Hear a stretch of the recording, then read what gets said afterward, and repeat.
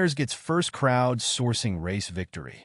Saturday and Sunday saw a new surprise contender emerge for the crowd-sourcing Daily Crown as Lane Myers' campaign took one of the two top slots for the first time since we expanded to cover Give Send Go at the start of the year. Myers took Saturday with a $10 contribution to his fundraising campaign, while Kevin, the angry vet, Soper took second place for the day with a $5 contribution. Soper is notable as he is now focusing on promoting his Scars campaigns during shows that are centered around calling out Michael Frauditor Wrangler Kaiser, who is currently the source of never-ending outrage after a recent court date was announced.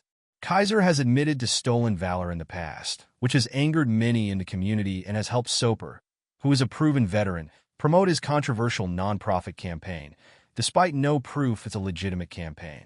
Soper has been the subject of another series of late-night live streams by Christopher Direct D. Ruff, who has given Soper LOL cow status, despite Soper's efforts to redeem himself in the community by promoting his charity campaign at anti-Kaiser events.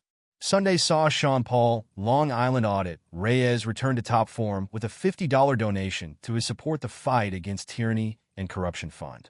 The fund was promoted on his Sunday morning video release and resulted in donations. Again, folks, this is another sign that campaigns do not work unless you promote them. Craig Hendry's To Support Craig's Work campaign and Lane Myers' Legal Defense Fund tied for second place with $25 donations for the day. No other campaigns received donations. As we stated earlier, the decision was made at the start of the new year to include non-GoFundMe campaigns in our tracking file for crowdfunding campaigns. If you know of a campaign we should follow, please send the name of each campaign along with a URL to james9@gmail.com or send it via direct message to us on Discord. Journalism is not free. Both ReallyCoolSite.org's daily newspaper and our daily newscasts are funded by your continuing donations and what we make from our YouTube AdSense revenue each month. If you'd like to contribute to help us keep the lights on, eating, keeping the cats fed, and writing new stories to feature on both the newspaper and newscast each day, we do have a GoFundMe set up at the address on screen right now. If you can't afford to contribute, please watch the advertisements on our videos, like, share, subscribe, and comment. You can help by doing next to nothing, and we thank you in advance for pitching in.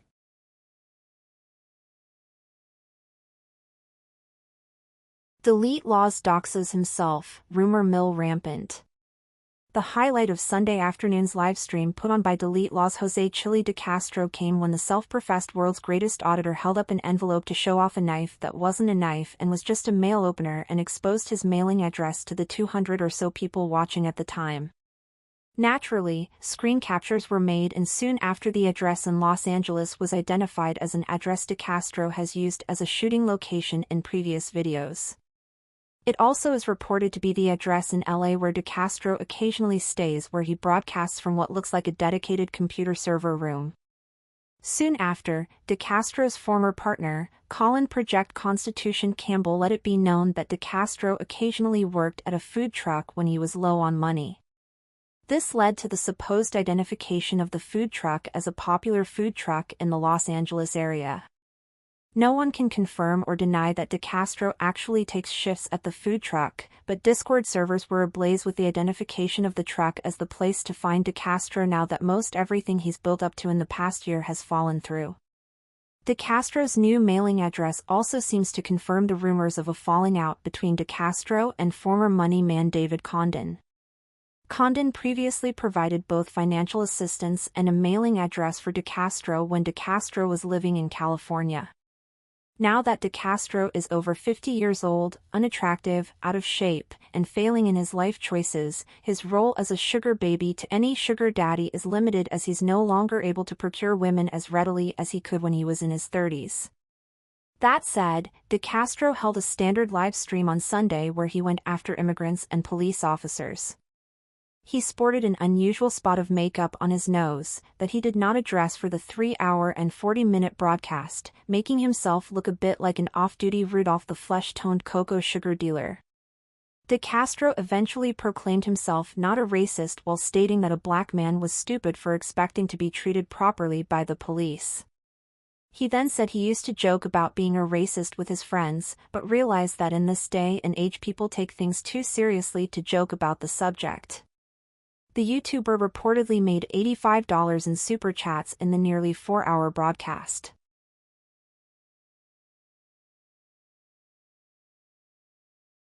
Floyd Wallace hates Brazil, continues to whine. Professional sex tourist Floyd Wallace continued to whine about his lack of sexual encounters in Manaus, Brazil, on Saturday and Sunday in a series of live streams where he openly considered leaving the travel market.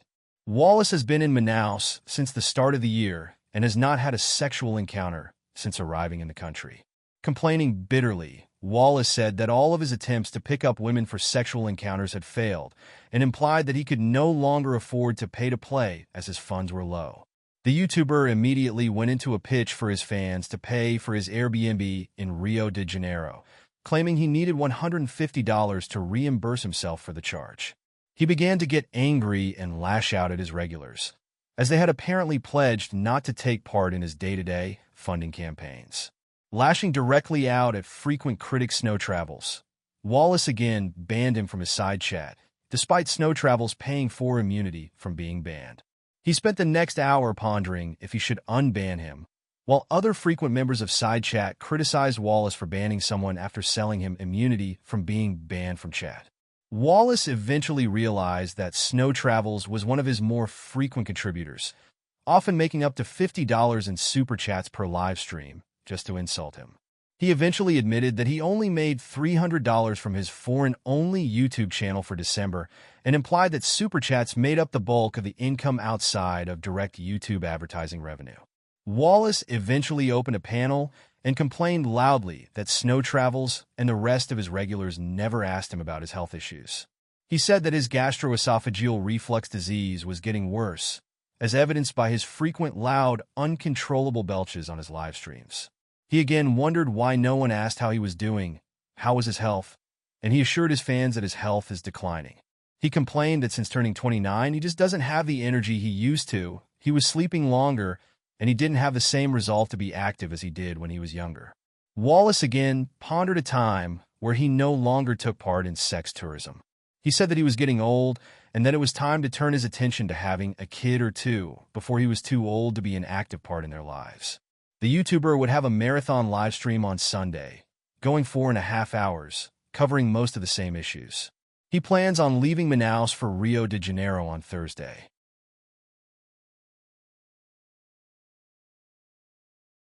Floyd Wallace complains about sexless date in Brazil. An angry Floyd Wallace let his intentions be known to any woman who goes on a date with him in the future. You must engage in a sex act with him before he will leave his hotel room to go on an actual date with you. Wallace raged on Sunday after he went on a date with an English-speaking woman in Manaus, Brazil. He said that the woman spoke with him before the date, and when he made his intentions to have sex with her clear, she agreed to providing him with sex on the date. Breaking his own rule about pre-date conjugal activity, Wallace brought the woman to a movie theater where they watched a vampire movie, and she seemed to relax. Wallace said that she held his hand and cuddled his arm during the movie, and he was not overtly aggressive with her sexually. When the movie was over, Wallace brought her to dinner, where she seemed to order more food than usual, then began to ignore him to talk on her phone. When Wallace reminded her that she had agreed to have a sexual encounter with him, the woman refused, saying that she was on her period. When Wallace then demanded oral sex, the woman again refused, saying that it was gross. Enraged, Wallace said the woman had insulted him by refusing to give him sex, and he got up, paid his portion of the bill, leaving the woman at the table after telling her that she was a waste of his time. Wallace explained to his audience that his sexual needs were paramount to anything else in his life.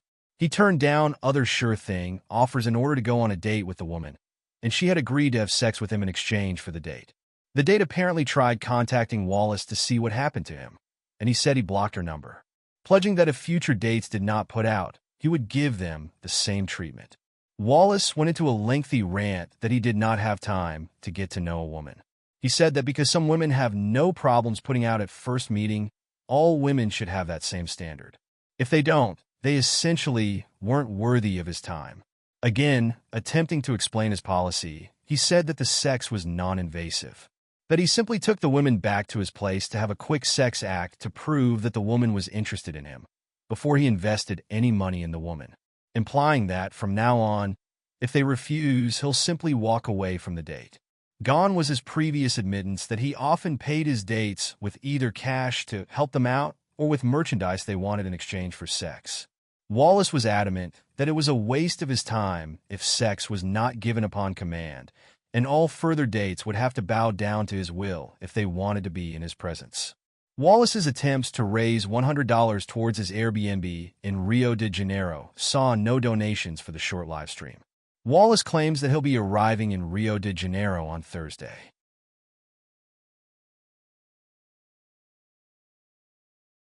Regan Benson rides crazy train back to Englewood.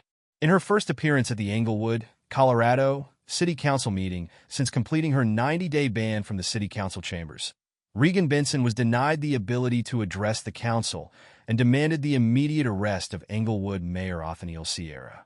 Benson had previously been banned from entering the City Council chambers last fall due to several outbursts that violated state and city statutes. After a lengthy appeals process where she was able to attend the meetings, including the infamous meeting where she wore sandwich boards covered in swastikas, the ban was upheld, and Benson could no longer attend the meetings in person. Instead, stood either outside the windows leading to the chamber, watching the proceedings while listening to audio from the City Council's YouTube channel, or, on another occasion, addressed the City Council via the internet. Benson started her build-up to the evening's events with a pre-show of sorts as she went live Monday afternoon on the streets of Englewood. She followed police around as her unofficial self-appointed role of police commissioner as they apparently investigated a home invader that was loose in the area. During that stream, police refused to engage with her, moving their cars to avoid her and otherwise ignoring her presence as she tried to monitor their operations. Later, she encountered a man who said that the home invader ran into his house with a weapon. The police followed, and everyone ran out of his house without a resolution to the manhunt. This led to Benson walking back to her car after proclaiming that Englewood police were incompetent, and briefly locking herself out of the car as she couldn't figure out the controls on her keyless remote entry system. She then announced that she was opening a secondary YouTube channel that would provide 24/7 footage of her free-range chickens before ending that stream. Her second live stream started with her announcement that she had brought dinner to the controversial 5280 homeless organization in Englewood, which she was now unofficially representing through her homeless outreach. 5280 has been a much-hated part of the community by most residents of Englewood for over a year as they took over a church in the downtown area and have strayed from their pledge charter and have been blamed for a significant increase in crime in the area. Benson announced that with cold weather and snow moving in, 5280 was the only shelter in the area with beds, and that a homeless woman who was waiting for police help to get to a shelter would be sent there that night. She also announced that she signed up for the public speaking portion of the event, and that she was looking forward to putting some things on the record that Englewood doesn't want you to know about. As the City Council took a recess between their scheduled study session and the City Council meeting, Benson entered the City Council chamber and directly threatened Deputy Police Chief Vance Fender with lawsuits and told him that he should resign because she intended to file a lot of lawsuits against the police over the year. After Benson continued to hurl insults at the deputy chief, he said he was done talking to her, and she continued to insult and degrade the man until the City Council meeting started up. She notably avoided Police Chief David Jackson, who came to sit at the desk with Fender at the start of the meeting. Benson had been briefly visited by the city clerk at the end of the break, who confirmed the information that she provided when she signed up for public speaking. Apparently, Benson declined to change her information when offered the chance to do so. When the public speaking portion of the meeting began, the City Council called on two speakers other than Benson, then ended the public speaking session. Mayor Sierra announced that no one further had properly given their information to the City Council, as required by city ordinance, in ending that portion of the meeting. Benson had apparently been disqualified from speaking for listing her name as simply Reagan and her city as Rough and Ready. An enraged Benson stormed out of the meeting and went out to Englewood Officer C. Caggiano, who was manning the security station outside of the City Council chambers. Benson said that her constitutional rights were violated, and she demanded that the officer arrest the mayor on the spot. Instead, Officer Caggiano offered to take a police report from Benson. Infuriated, Benson gave the officer the basic information. that she had been refused the ability to speak, and insisted that the man issue a warrant for the arrest of Mayor Sierra immediately. When the officer explained that he did not have the ability to issue warrants and he'd have to write the report and submit it through chain of command, Benson became even more enraged and eventually left the Englewood Civic Center, promising her fans that tomorrow a warrant would be issued either for the arrest of herself or the mayor. As of 2:30 p.m. Eastern on Tuesday, January 7th, 2025, no warrants have been issued. We'll continue to monitor Regan Benson, her free-range chickens, and the homeless people she has pledged her life to in future updates.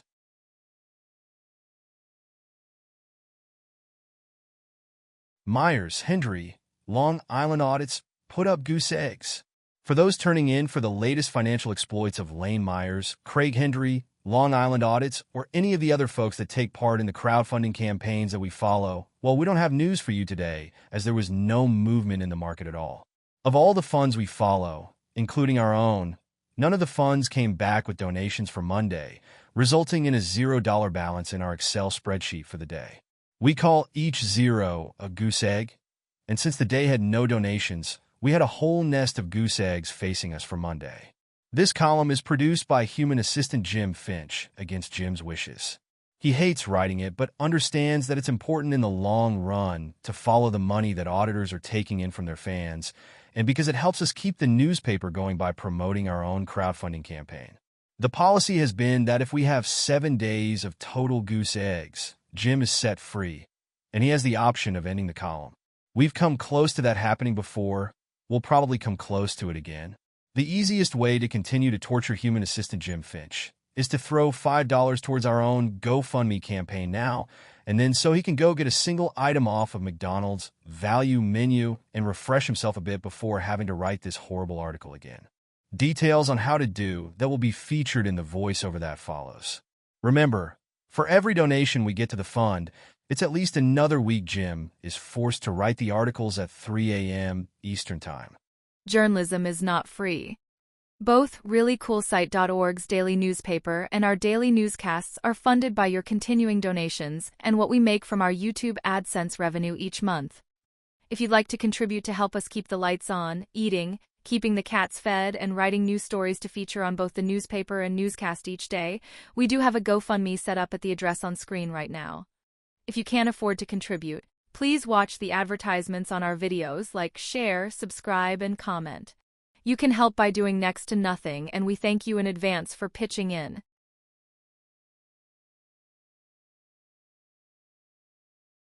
Delete laws, doxing, our policies, and more.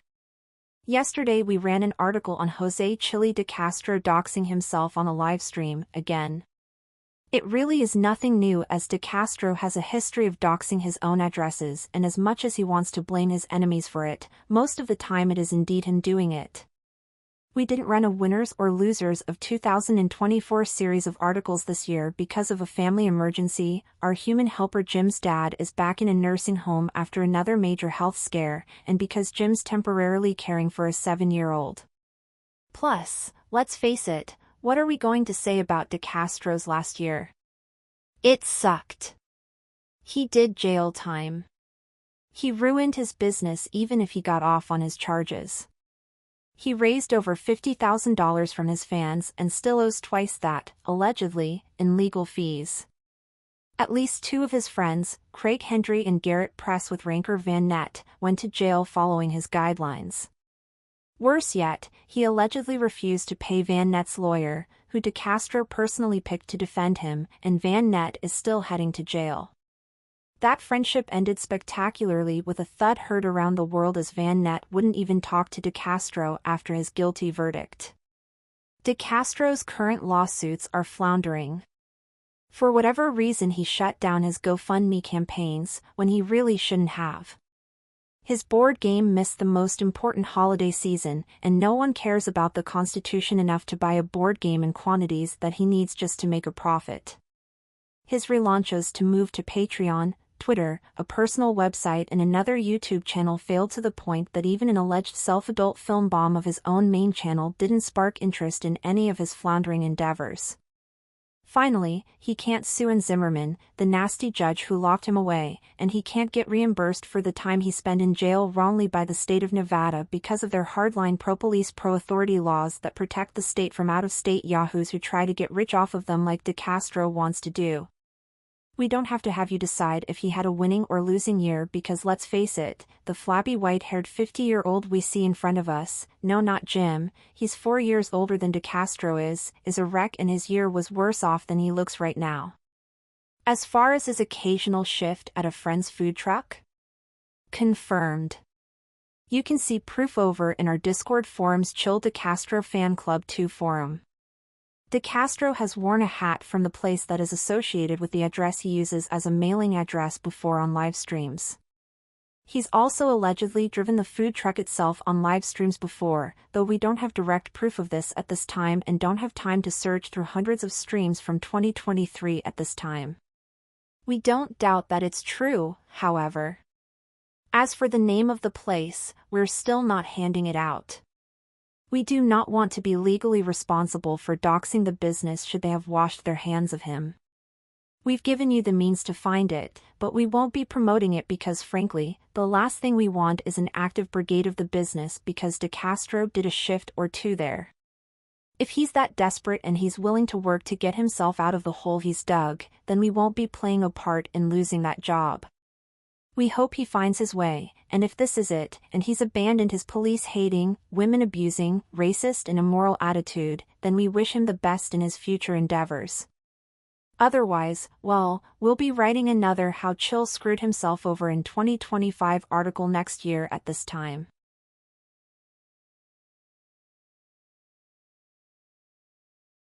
Is Regan Benson fundamentally insane? It all started with bathrooms. Englewood, Colorado, is a small municipality located on the outskirts of Denver and currently has a population of about 34,000 people. It's a conservative town, but not very big, and relies on contracts with Denver to provide emergency services, including fire and ambulance services.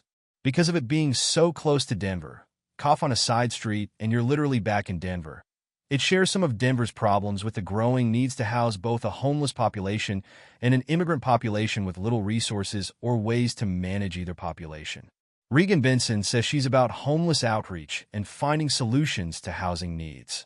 She operates the Helping Hands for Dignity Coalition, a 501c3 organization that, unlike Kevin, the Angry Vet Soper's organization, is actually registered with the IRS, and she says it brings in under $50,000 a year, so she doesn't have to file a detailed tax return. Taxes are a big issue with Benson, as she's fiercely defensive of her organization and any sort of oversight or public knowledge of what she's doing with the money that she brings in. Remember that, kids. While she holds everyone else accountable, she doesn't want you to know what she does to maintain that tax-free status. Benson doesn't live in Englewood. Despite her now claiming to live in the fictional cities of Utopia and Rough and Ready, she lives in Denver, about an hour away from Englewood. She makes the drive nearly every day as part of her Batman-esque role in the city of Englewood, as, much like the Caped Crusader in Gotham, she's going to clean up the town. A lot of people's first exposure to Benson came when she and Christopher, Denver Metro Audits, Cordova decided to audit the Englewood Civic Center. The Englewood Civic Center is a converted shopping mall with the building occupied by the Englewood city government and parts rented out for use of churches, arts programs, and other normally non-controversial entities. You don't tend to think about them as they're all a part of normal small-town life. During that audit, she asked to use the bathrooms on the third floor, which are reserved for employees only. She was denied. She asked again. She was denied again. This is when her vendetta began. In the 3 years since the incident she show, despite having medical issues involving kidney stones that she's discussed many times in graphic detail on the air, she is capable of easily making the walk or taking the elevator to the second floor to use the bathroom. It's not an inconvenience, and if that, she's shown it's a minor one at best. In 2023, the Englewood Public Library, housed in the same building, was found to have methamphetamine contamination.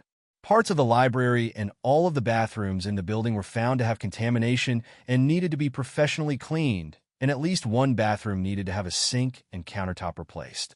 For a couple of months, everyone who came to the facility needed to use external bathrooms set up outside the building. The third-floor bathrooms were also off-limits as they, too, were scheduled for renovation during this time, as the methamphetamine contamination was supposedly throughout the air vents, contaminating those bathrooms as well. It sounds fishy, it probably is, but some money was used to refurbish bathrooms that Benson can't use. That's important. As part of the renovations, a door that used to allow street-level access to the library was permanently closed off. All residents must use an interior door to access the library from the Civic Center, and most recently, a voluntary sign-in program has been used to monitor access to the library bathrooms. In what we've observed, Benson is still angry about the fact that her protests against the sealing of the door and the bathroom access went nowhere. She filmed herself verbally abusing an African-American Allied security guard last year and received a temporary ban from the library, which was later overturned upon appeal. Criminal charges were filed against Benson for allegedly abusing the man were later dropped. She blamed Canadian Predator Troll for the hubbub. We shit you not, as the kids in the 80s would say. The library staff and librarians are also a cabal of tight-assed women who live in misery and are all against her because she is fundamentally right about all the issues, and they are frigid bitches who wouldn't know a good time if they were slapped with a frozen salmon. Yeah, we don't like that description either, but we fully expect it to be said in the coming days by someone in Englewood. If you hadn't noticed by now, Reagan Benson has been observed to rage a lot. She turns simply things into vast conspiracies.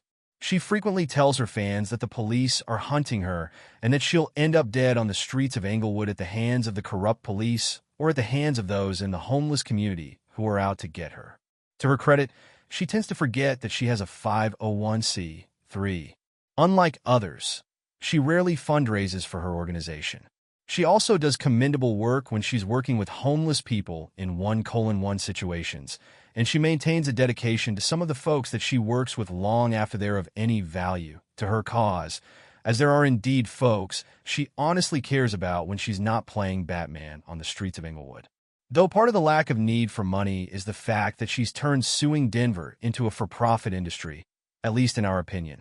She won 2 lawsuits against the city last year for supposed mistreatment by the police, and won go-away money of $130,000 to settle 2 cases that more than likely would have gone in the city's favor had they had years and the millions of dollars to defend it.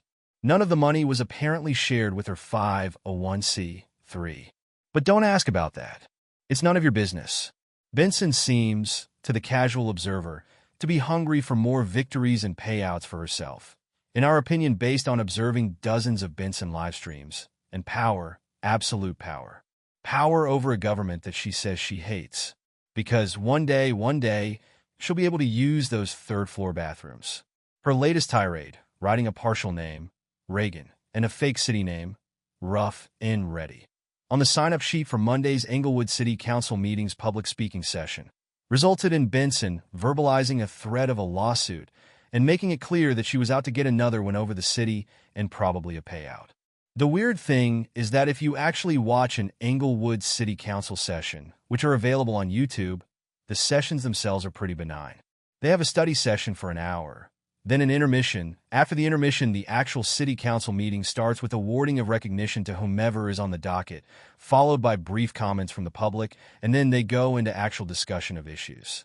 In the live feed, there's usually 3 minutes of controversy as Benson addresses the council, accusing the council of vast conspiracies, directly insulting council members, and making a ruckus for her 3 minutes of time in front of about 20 people assembled and another 10 people watching the live feed.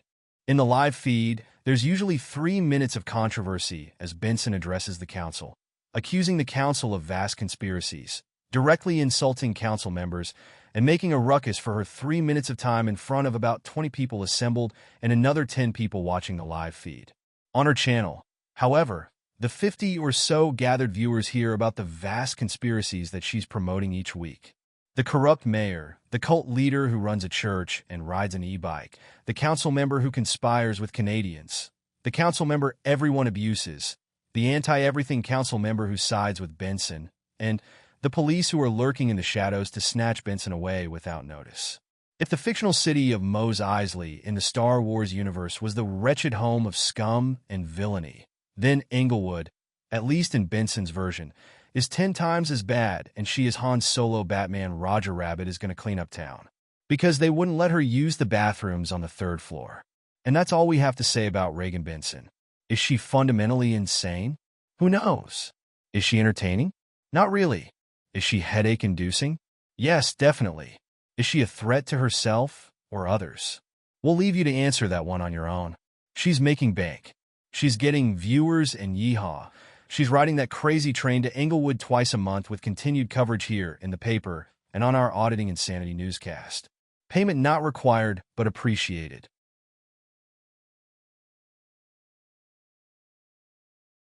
Lane Myers dominates crowdsource market again. The market rebounded on Tuesday after Monday's goose eggs with 4 funds receiving donations and the overall lead going to Lane Myers Give Send Go, followed closely by Craig Hendry, rebounding from a horrible Monday. Our reminder to the market yesterday seemed to be heard as donors came in big for Lane Myers, with a $125 take to his Give Send Go account. Myers has been more and more active with new videos and cop watches now that his existing cases are being taken care of, and there's absolutely no chance that he goes to jail in the near future. That is not the case for Craig Hendry, who, even from jail, remains a fundraising powerhouse. Hendry took second place for the day with a $120 take that more than makes up for his horrible Monday. While Hendry is nowhere near the $18,000 he says he needs for a proper defense lawyer in his pending appeal of his conviction for felony stalking and misdemeanor harassment charges, he's made $1,390 for the month and is blowing away all other competitors for total monthly take. In third place, again with apparently random donations, comes Liberty Troll with $40 in donations, followed by our own ongoing expenses campaign with a $20 donation. That $20 donation is noteworthy as it comes with a pledge that the donor will personally make sure that our human conscripted servant, Jim Finch, will forever be forced to write this column every day at 3 a.m. We're not sure what evil Jim has done to this person, but boy are they dedicated to making his life miserable even when he says he has a head injury. Zoe. Journalism is not free.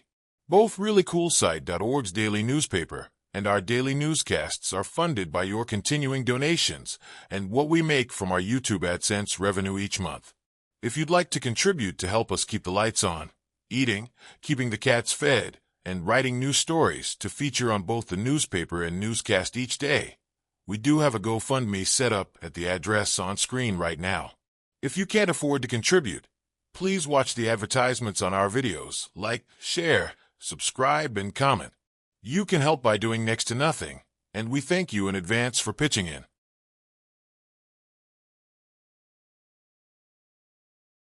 Whose fault is it if scammer Floyd Wallace strikes again? Fans of Floyd Wallace affectionately call him Scammer Floyd for a reason that was apparently on display on Tuesday, as he held a questionable at best live stream, where he may or may not have had some fun at the expense of regulars to pay the fines he's refused to pay himself.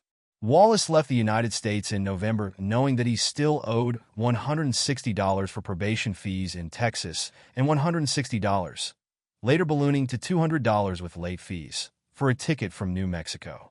The YouTuber opted not to pay the fines before traveling outside of the United States because he had a semi-dedicated fan base at the time, and he knew that with a few batted eyelashes and a confessional, he could probably manage to get what he wanted out of his fans, and that would be to pay his fines for him. Wallace left the United States and spent what little money he's had on intimate encounters with random dates and or McDonald's. Happy Meals cost money and are rumored to be incentives for his dates to provide him with intimate gratification.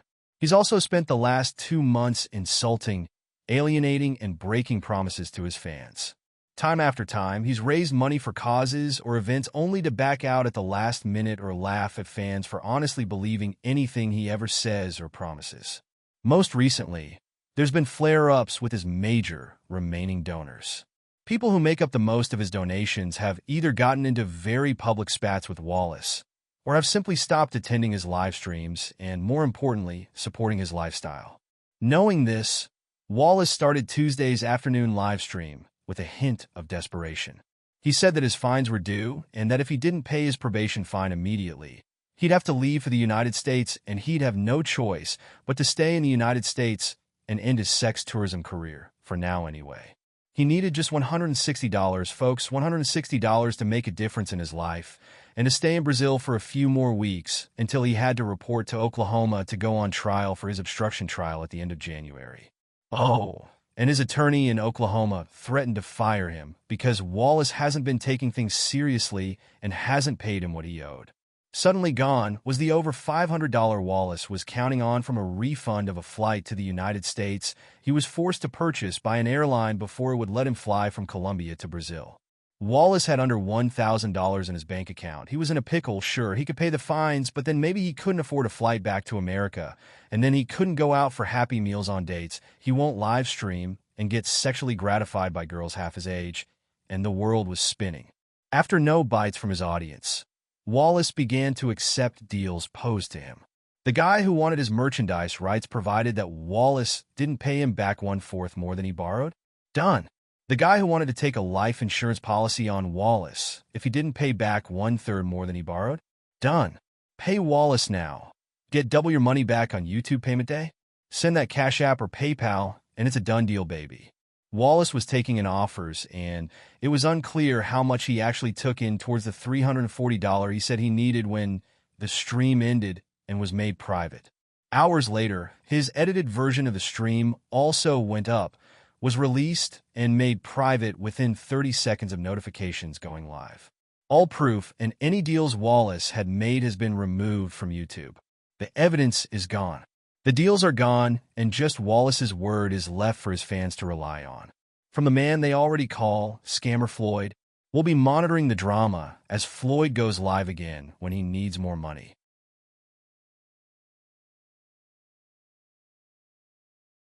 The angry vet confronts Walmart shoplifters. In his continuing attempt to repair his image, Kevin, the angry vet, Soper released a video on Tuesday displaying what he claimed to be his encounter with shoplifters at a Walmart in Maryland.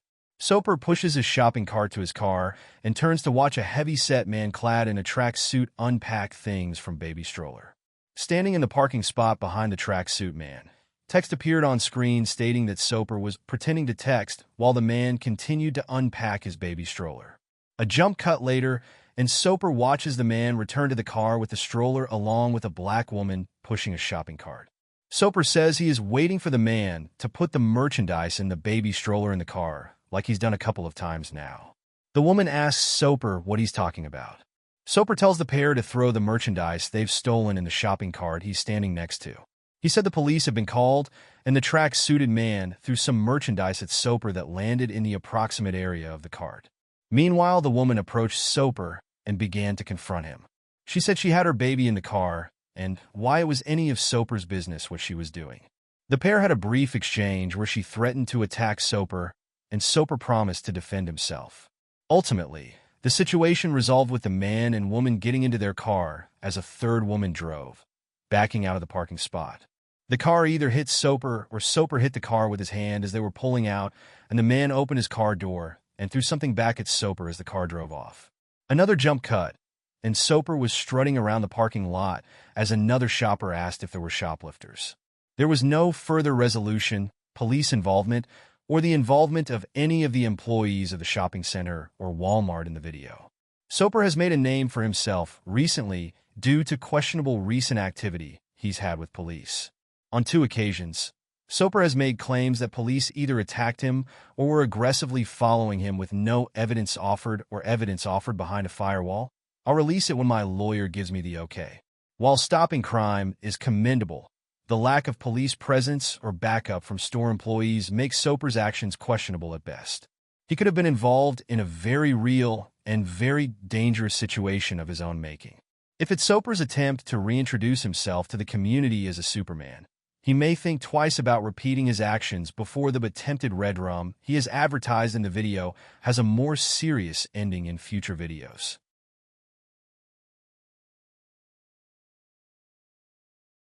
Delete Laws demands equal press access to LA fires. It was a tale of two chillies Wednesday afternoon into Wednesday night as Jose Chili de Castro's 2 live streams from downtown Los Angeles compared and contrasted the stark differences he sees in himself between when he's on his own and when he is in the presence of police officers. DeCastro went live in early evening local time as he was standing in the middle of his street trying to obtain footage of the fires that have engulfed parts of the Hollywood area.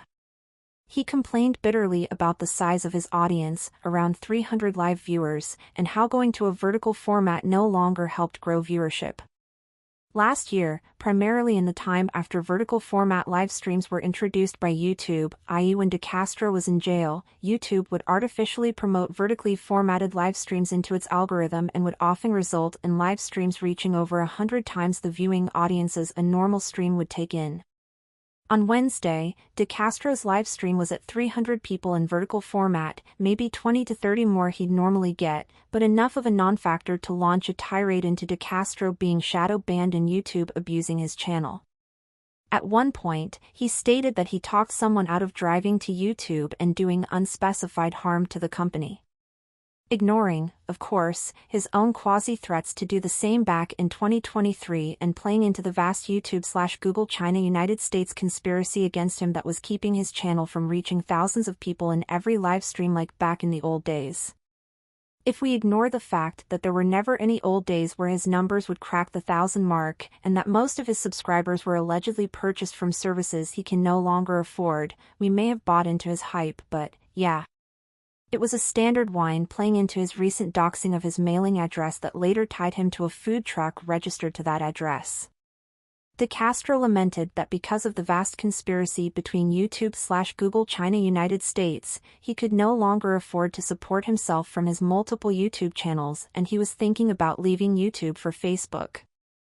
Facebook would suddenly become his focus for a rebrand and a new home after he so spectacularly failed with a fourth YouTube channel, a move to Patreon, a move to Twitter and a move to his own private server since late October.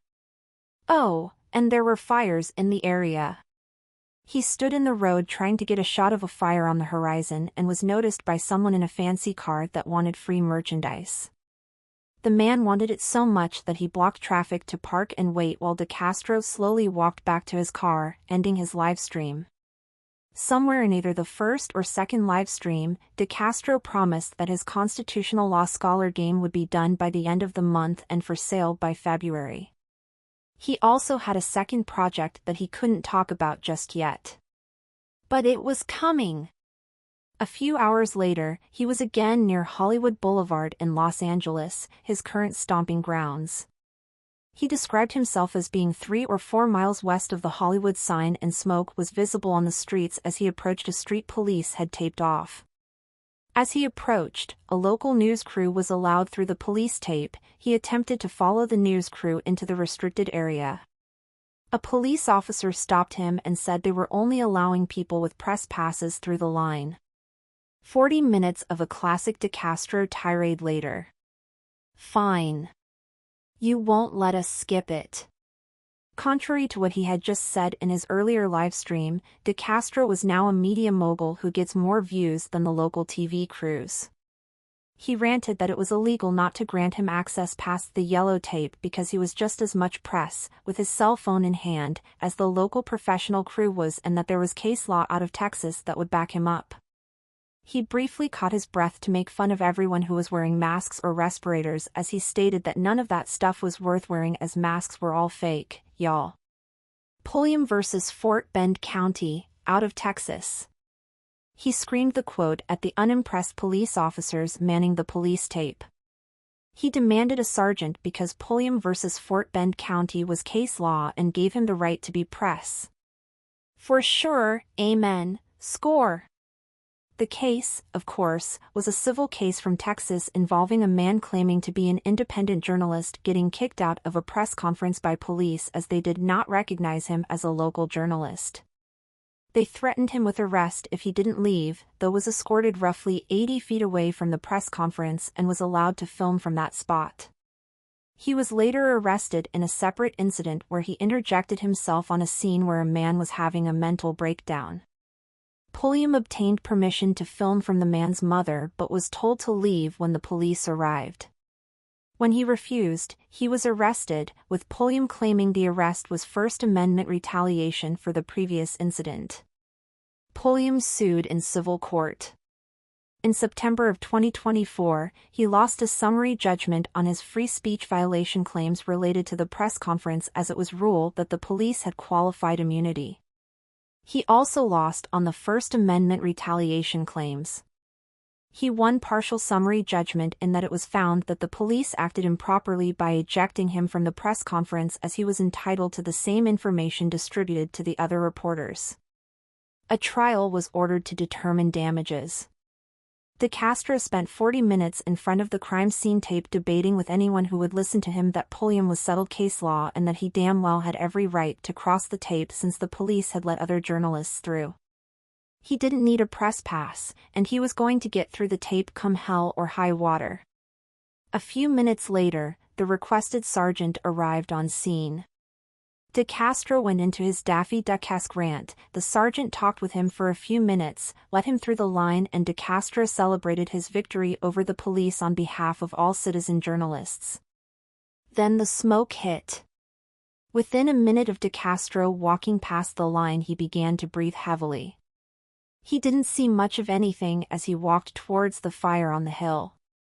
As his breathing got heavier, he eventually found a police officer and asked if he could have an N95 mask. The officer complied. DeCastro took two, the extra being for his invisible friend who was supposedly accompanying him, and DeCastro proudly wore the mask he swore he'd never need. And he circled the block back to Hollywood Boulevard, out of the restricted area, and walked right back to his car, celebrating the First Amendment victory for the little guy. 40 minutes of protest. 10 minutes of getting access. 10 minutes of finding out access wasn't worth dying for. Such is the life of Chili DeCastro.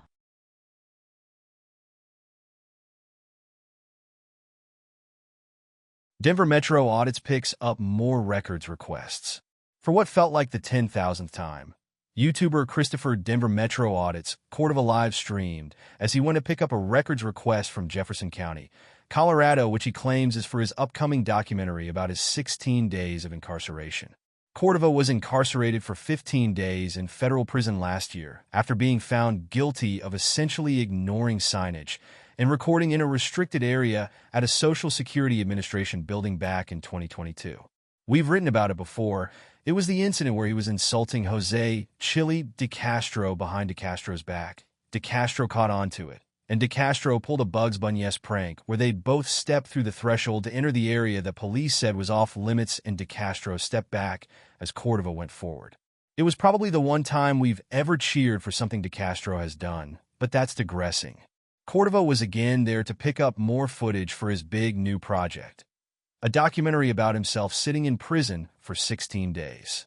He's yet to really open up to the horrors that he faced while he was in the big house for such a long stay. Other than the mattresses sucked, and you couldn't steal a second mattress without being punished by the guards. He did threaten, at one point, to sue the federal government over the extra day he served, as it was awful to stay 16 days when he was scheduled for 15. But nothing of the sort happened on this video. Instead, he wandered into the facility, told the woman behind the glass partition that he was there to pick up documents.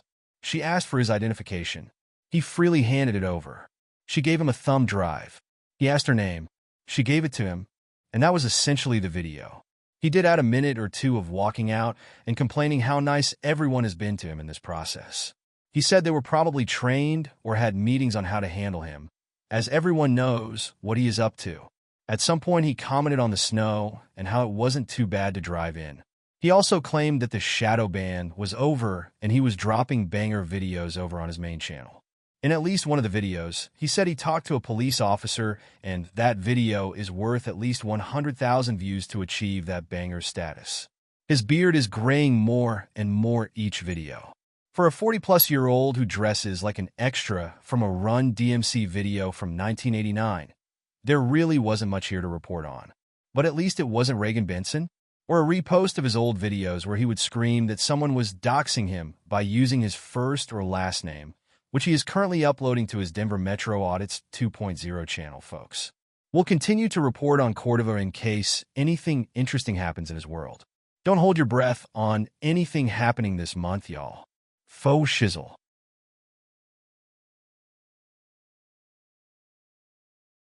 BZ Watchdog takes crowd sourcing title for Friday.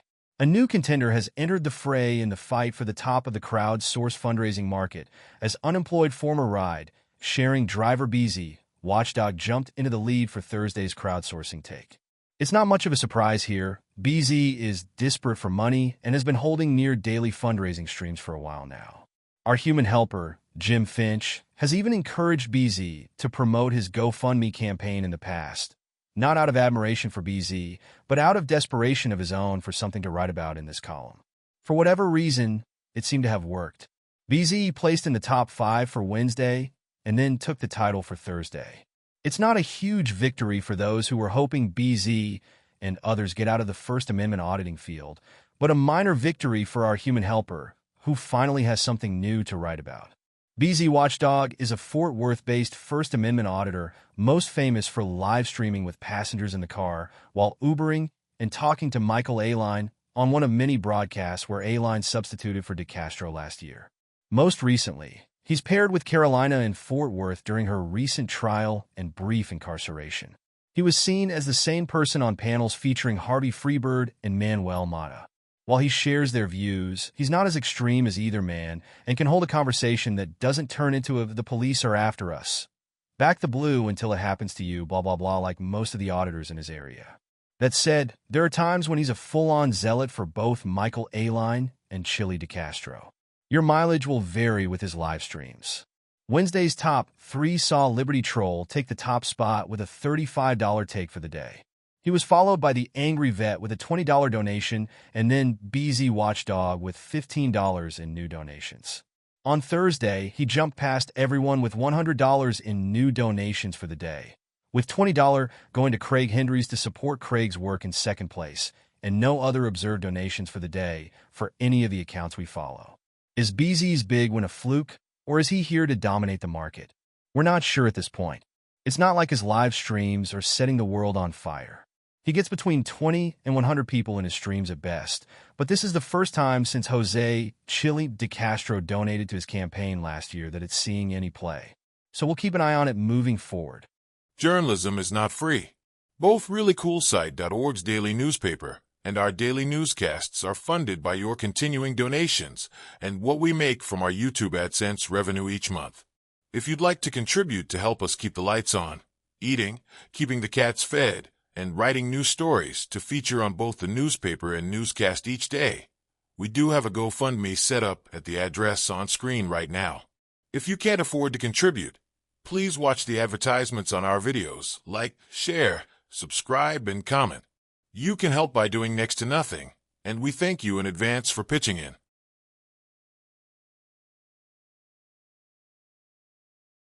Did Irish Demon finally go too far with latest prank? More allegations about the YouTuber known as Irish Demon have surfaced in the past few days involving an apparent attempt to dox and allegedly cause harm to fellow YouTube personality Coded Friend. 001.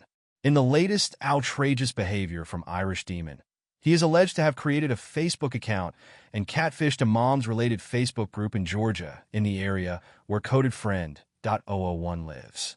He posed as a single mom with a disabled child who wanted more information about Coded, as she wanted to confront him but was afraid to. The messages doxed Coded's full name and gave an address for Coded, insinuating that Coded was a predator and needed to be dealt with. Strangely, the messages were also highly complimentary towards Demon, expounding on what a lovely man he was. If it was just a prank, as Demon's been known to do in the past, we don't know if Demon could have been forgiven for it. As vile and as disgusting as Coded is, he doesn't deserve to have someone actively trying to goad someone into bringing him physical harm. Coded's a known bad dude and has literally acted similarly to everything Demon's alleged to have done in the current blow-up between them in the past year. Except it was different, as he did the behavior on his YouTube channel instead of posing as a woman on a random Facebook group. As far as Demon, no one is really surprised that Demon did what he's alleged to have done. The best reactions are a second of outrage, then the person catching themselves, then stating with resolve, "Yeah, that's what he does." A little over a year ago, Demon was P-file hunting. Full Dateline NBC, catfishing alleged P-files and arranging meetups with them where he'd pretend to be a child. He'd then confront them directly on a live stream and put his life and the person's life at risk while calling the police to report his findings. The first time he did it, he was cheered. The second time, not so much. It was totally creepy and totally out of line behavior. It put everyone at risk for a live stream and essentially a money-making operation on Demon's behalf. Demon apologized to his fans and was forgiven. But last May, in the course of exposing Daniel Jones of the Welsh News Network, Demon again decided that an in-person confrontation was in order. This time taking Shuggy with him as backup to prove that Jones' claims of living in an estate were false. While he didn't end up face-to-face with Jones, who apparently hid in his house, Demon paraded through the countryside, talking to Jones' friends and family, and getting as much dirt on the man as possible to show that he was a louse and a scumbag and was celebrated for it. A month or two later, he pretended to be just a few miles from YouTuber Miss Mandy's house. He literally caused the woman to have a mental breakdown, where she claimed to see him in a vehicle in her driveway. Before it was revealed, it was all an elaborate hoax, as Demon never left Ireland. It was justified as a prank, as Miss Mandy is a bad person and deserved the behavior. Or the time when Demon pretended to have an extended on-air conflict with a friend, who then used the conflict to infiltrate Jose Chili de Castro's inner circle. The friend got close to Chili and had to quit the assignment after several months because de Castro was too boring for words. They came back to Demon's chat and had a good laugh about it at Chili's expense. The deception on Demon's fans forgiven because Chili is a bad person and there's no off-limits to what you can do to a bad person because they deserve it. And so on, and so on, and so on. Demon acts badly, justifies it because someone is bad, and then is forgiven after a tearful "I'm sorry." Then he does it again. That's the pattern that has played out. Will this be the end of his behavior? Will his fans forgive him again? Does anyone care because his target was such a vile and deplorable waste of a life? We'll keep monitoring the situation as it develops.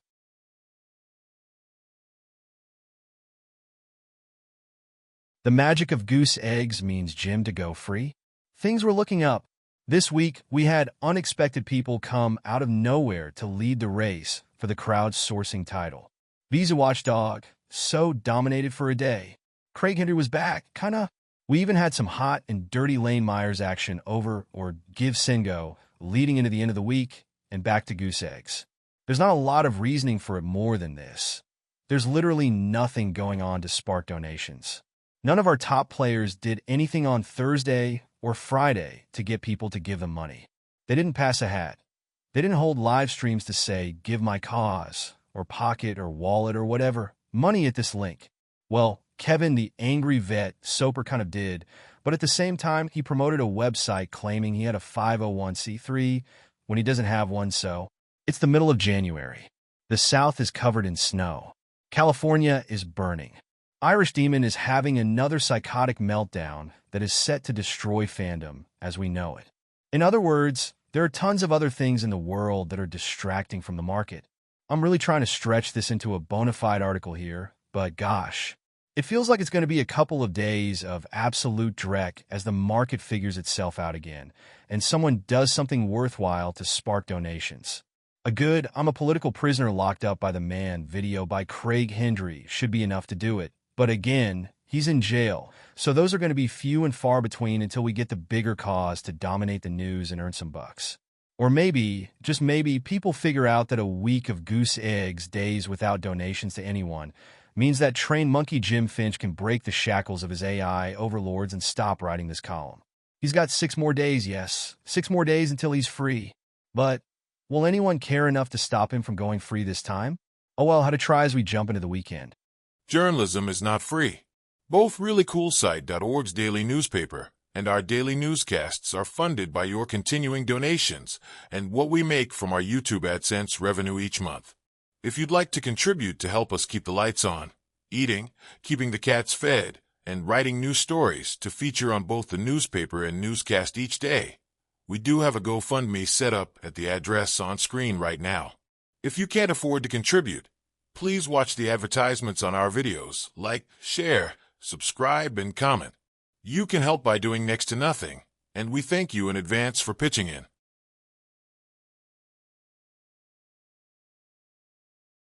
DeWitt gets another 3.4 years of prison time.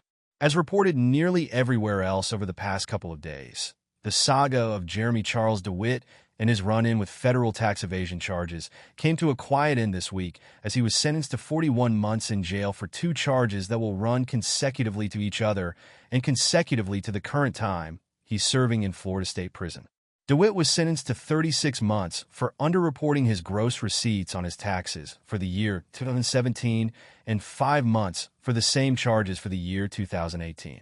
DeWitt reported income of $11,000 on Metro State's taxes in 2016 when its actual income was $145,000. Reported income of $19,000 in 2017 when its actual income was $174,000, and reported $17,000 of income in 2018 when its actual income was $205,000. The government found that DeWitt received a tax refund of $129 in 2016, when he owed $39,280, a tax refund of $1,556 in 2017, when he owed $35,889, and received no refund in 2018 when he owed $32,016 in taxes.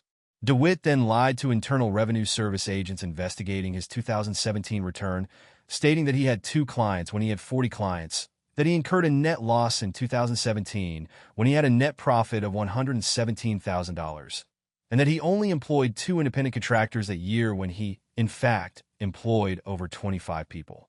The government originally asked for 51 total months in his sentencing as part of a plea deal DeWitt agreed to last year. They got 41 total months instead, and the police enthusiast will serve his current sentence in Florida State Prison before being transferred to serve another 3.4 years in federal prison.